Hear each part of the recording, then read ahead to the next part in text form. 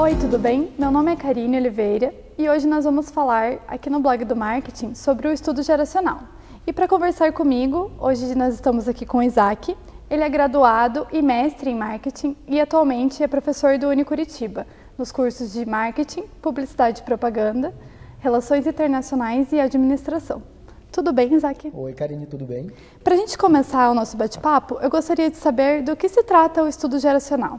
Bom, o estudo geracional é uma maneira, né, uma lente de como nós podemos ver as mudanças na sociedade a partir de cada geração que vai nascendo, né?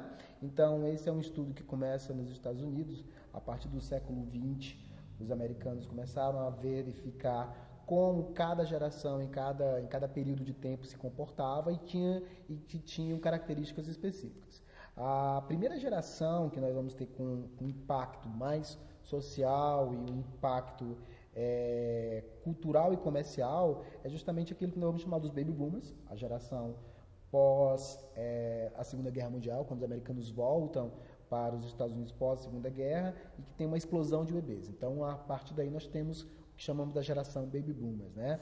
É aquela que vai ser considerada a geração mais paparicada da América, essa que cresceu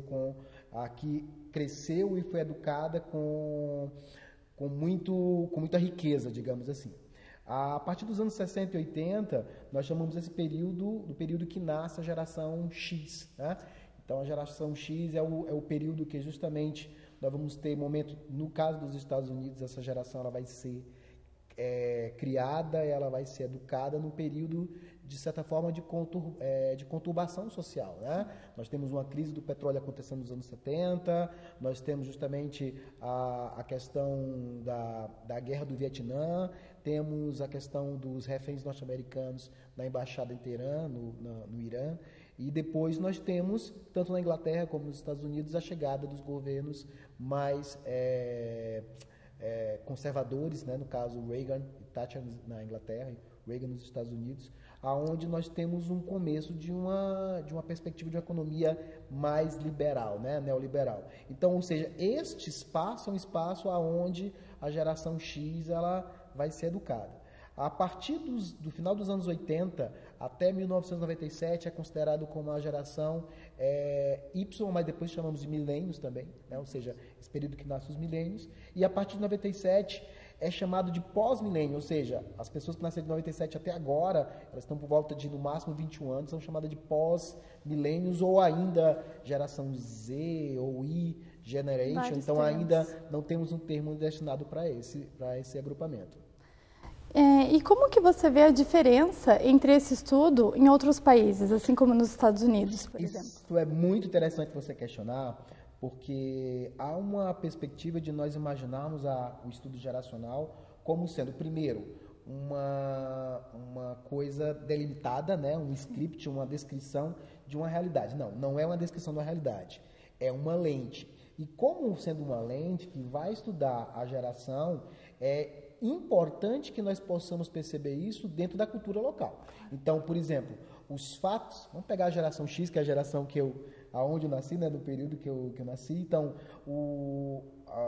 as pessoas da geração X no Brasil foram educadas, né, elas aprenderam e elas cresceram no período dos anos 70 e 80, nesse período que nós tivemos o período primeiro de ditadura militar, temos um período de liberdade, ou seja, é o final da ditadura, e nos anos 80, que é um período bem expressivo para a geração X, né? Ou seja, nós vamos ter aí um período que foi considerado no Brasil o período da década perdida.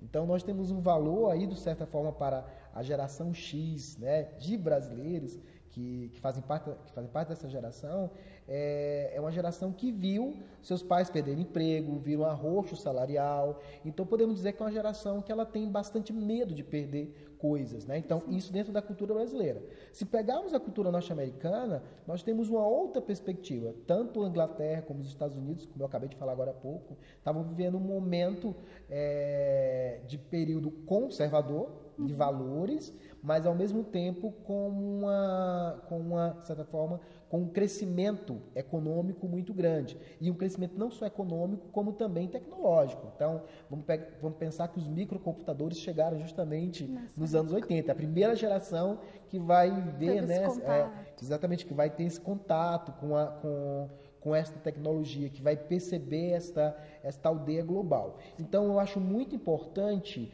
que quando a gente falar de geração X, a gente consiga estabelecer outras variáveis que estão envolvidas em cima disso, como é o caso, por exemplo, da cultura. Então, os fatos culturais que acontecem no país impactam na forma de como é que essa geração vai ser educada, vai compreender e vai resolver essas situações. Sim. Então, pessoal, essa foi a primeira parte do nosso bate-papo aqui e aguarde até a segunda etapa acompanhando o blog. Até mais!